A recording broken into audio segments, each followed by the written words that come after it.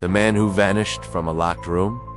On April 1st, 2006, a man walked into a bar. His name was Brian Shaffer, and he was a 27-year-old medical student at Ohio State University. The night before, Brian had been out celebrating with friends, drinking and partying, and security footage from the bar shows him stumbling in around 10:30 p.m. But what happens next is impossible to explain, because as the night wore on, Brian would go from being a very drunk patron to vanishing into thin air. He's seen here walking into the bar. Here he is again, talking to somebody. His cell phone was found in the men's bathroom, which was exactly where the security footage had last captured him. To this day, the police have been unable to piece together what happened to Brian after he entered the bathroom. And for more from us, stay tuned. And while they suspect foul play, they don't have enough evidence to make an arrest. But it was his car that provided the breakthrough. It was discovered in a nearly empty parking lot not far from the bar. And inside the car, the police found some garbage bags. One of them contained a bloody meat cleaver. And when they searched the landfill, they found Brian's clothes, his shoes, and his wallet. And here he is one more time,